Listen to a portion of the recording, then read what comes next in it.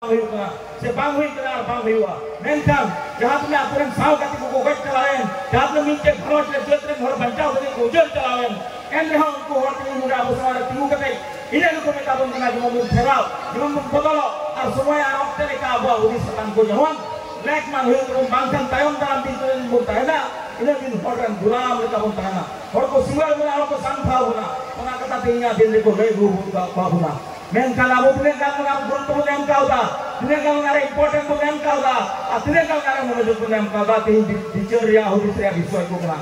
বর্তমান সময়ে দিন কো ফেরাও না যুগ কো বদলে না আস্তে আস্তে তা লাগা চলা পাবেন দিন করে যাই রিপ্রেন হল অপরবর্তন nem kauda যাই রিপ্রেন হল টাকা বকো নাম kada যাই হল বই কতে হল ক্ষতিপূরণ বকো নাম kada ওনা খাতিরতে কোকড়া ঘাটে চলাও ট্রেন লাইন বন্ধ কান থানা तीन हाईवे रे करेगा और एक बसे दो कांता है ना गोसाई गांव रे से दो कांता है ना आस्ते आस्ते ते ना सरकार ना पंथा को बदल किदा सिस्टम धरा को बदल किदा ओना कतिन ते तिया दिन रे सनाम होड़ा पान पिंडार न्याय सुजिरिया को कुरुम बेतना বর্তমান সময়ত আমি আজি আদিবাসী ছাত্র সংঘক ধন্যবাদ দিবই লাগিব কারণ আজি আদিবাসী ছাত্র সংঘ এটা ছাত্র সংঘ হৈ থকা নাই এই আদিবাসী ছাত্র সংঘ বর্তমান সময়ত আদিবাসী সমাজৰ এক অভিভাৱক এই অভিভাৱকে আজি দিল্লীত প্ৰগ্ৰাম কৰিব পাৰিলে হয় গুৱাহাটীত প্ৰগ্ৰাম কৰিব পাৰিলে হয় কোকৰাঝাৰত গ্ৰীণ ফিল্ড আছে তাত প্ৰগ্ৰাম কৰি আপোনালোকক মাতিব পাৰিলে হয় কিন্তু এই দেশশ্ৰী অঞ্চলত আহি য'ত ৰাস্তা ঘাট ভাল নহয় য'ত খোৱা পানী ভাল নহয় য'ত মানুহৰ পাতা নাই য'ত মানুহৰ যোগাযোগৰ ব্যৱস্থা নাই য'ত মানুহৰ শিক্ষাৰ হাৰ অতিকৈ কম সেই অঞ্চলত আজি কিয় আদিবাসী ছাত্ৰ সংঘই এই প্ৰতিষ্ঠা দিৱস পালন কৰিবলৈ লৈছে এই প্ৰতিষ্ঠা দিৱস পালন কৰাৰ এটাই লক্ষ্য এই প্ৰতিষ্ঠা দিৱস দেশশ্ৰী অঞ্চলত অনুষ্ঠিত কৰা এটাই লক্ষ্য যে দেশশ্ৰী অঞ্চলৰ নিচিনা এটা ক্ষুদ্ৰ অঞ্চলত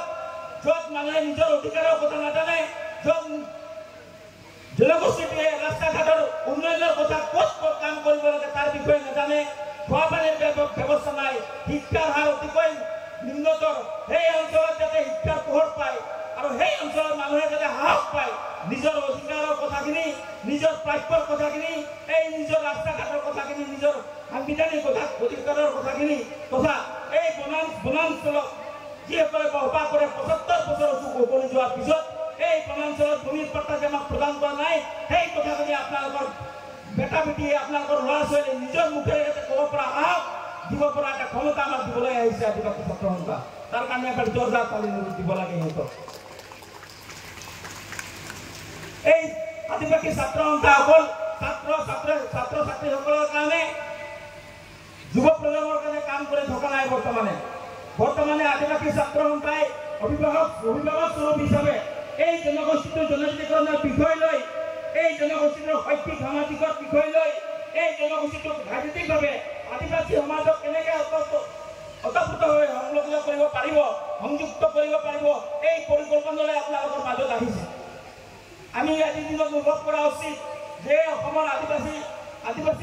নিজকে আমি আদিবাসী বুলি কওঁ কিন্তু এই আদিবাসীসকলে আজিৰ আদিবাসী তথা জনজাতিকৰণৰ ভোগ বা সুবিধা কিমানখিনি পাইছে আমি উপলব্ধি কৰিব লাগিব এই বৃহত্তৰ ১ কোটি আদিবাসীসকলক নেতৃত্ব দিবৰ কাৰণে প্ৰথমীয়া বিমল মহাশয়ে কৈ আছিলে যে ২০ জন কমিটিত থাকে আৰু এই ২০ জনৰ পৰা ৮ জনে সামাজিক মাধ্যমত আমাৰ কাম কৰে আমি চিন্তাৰ কৰাৰ বিষয় আহি পৰিছে আমি নিশ্চয়কৈ চিন্তা কৰিব লাগিব এই ১০০ কোটি আদিবাসী সমাজৰ কাৰণে ৮ জনে উপযুক্ত নহয় তাৰ কাৰণে আজি আদিবাসী ছাত্ৰ সংঘ ইয়াত উপস্থিত হোৱাৰ একমাত্ৰ কাৰণ হ'ল আমি আজি জাগিছোঁ ইয়াত যিসকলে বহি আছে ইয়াত কোনো কাৰো গোলাম নহয় আৰু আমি আহি আপোনালোকক ক'ব বিচাৰিছোঁ যে আপোনালোকৰ নিজৰ নিজৰ ল'ৰা ছোৱালীক শৈক্ষিক দিশত আগবঢ়াই লৈ আহক শৈক্ষিক দিশত যেতিয়ালৈকে আপোনালোকে আগবঢ়াই লৈ নাহিব তেতিয়ালৈকে আপোনালোকে জাতিটোৰ গৌৰৱ বুজি নাপাব জাতিটোৰ স্বাভিমান বুজি নাপাব জাতিটোৰ অস্তিত্ব বুজি নাপাব আৰু জাতিটোৰ স্বাভিমান অস্তিত্ব আৰু ভৱিষ্যত যদি বুজিব লগা দৰকাৰ হয় তেতিয়াহ'লে আপোনালোকৰ ল'ৰা ছোৱালীয়ে যিটো ১২ বছৰ বয়সত যিটো ১৫ বছৰ বয়সত যিটো ১৬ বছৰ বয়সত আপুনি বহিৰাজ্যত লৈ গৈ কাম কৰাইছে সেই ল'ৰা ছোৱালীক আপোনালোকে ১৮ বছৰলৈকে ১৪ বছৰলৈকে ১৬ বছৰলৈকে স্কুলঘৰত বন্ধকত ৰাখক মই আপোনালোকক কথা দিছোঁ ৬০ বছৰলৈকে কাৰো গোলাম নহ'ব আপোনালোকৰ ল'ৰা ছোৱালী ৬০ বছৰলৈকে কাৰো গোলাম নহয় আমি বিশেষকৈ এই অঞ্চলত আমি অকল উপভোগ কৰিব বিচাৰোঁ, এই মোবাইলৰ নাচ গান চাই উপভোগ কৰিব বিচাৰোঁ। কোনোবাই সৰু কম বয়সত ছোৱালীয়ে ল'ৰা ছোৱালী বিয়া পাতিছে, তাক লৈ আমি গৌৰৱ অনুভৱ কৰোঁ যে তাৰ অমুকৰ বিয়াত আমি যাব পাম। বয়স কিমান হৈছে, বিয়াৰ কাৰণে উপযোগী বয়স হৈছে নে হোৱা নাই সেইটো নাচাওঁ, অকল আমি পনীৰ মাংস খাব পালেই হ'ল। সেই ফূৰ্তিত সেই কম বয়সৰ ল'ৰা ছোৱালীক আমি বিয়া কৰাই দিওঁ। এইটো আপোনালোকে চিন্তা কৰক, ভাবি লওক। আজি আপোনাৰ পৰিয়ালৰ ঘৰৰ কাষৰ কোনোবা ল'ৰা ছোৱালী বিয়া পাতিছে, কাইলৈ আপোনাৰ ল'ৰা ছোৱালী বিয়া পাতিব। তেনেকে এটা গাঁৱৰ এটা বংশ শেষ হৈ যায়। তাৰ কাৰণে আজি ছাত্ৰ সমাজবোৰ ওলাই আহিছে।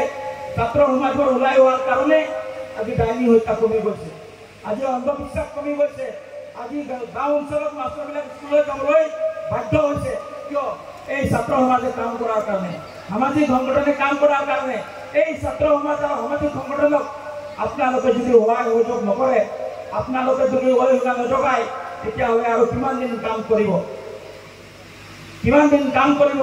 আমি পৰনিৰ্ভৰশীল কিমান দিন হ'ম? কিমান দিন আমি বেলেগ মানুহৰ ওপৰত নিৰ্ভৰ কৰি আমাৰ সংসাৰখন চলাম, আমাৰ অঞ্চলখন চলাম? আমি ৰাস্তা ঘাটৰ কথা, ৰেচন কাৰ্ডৰ কথা, অৰুণোদয়ৰ কথা, জব কাৰ্ডৰ কথা বৰ্তমান পাতিবলৈ লৈছোঁ। এই অৰুণোদয়ৰ কথা, ৰেচন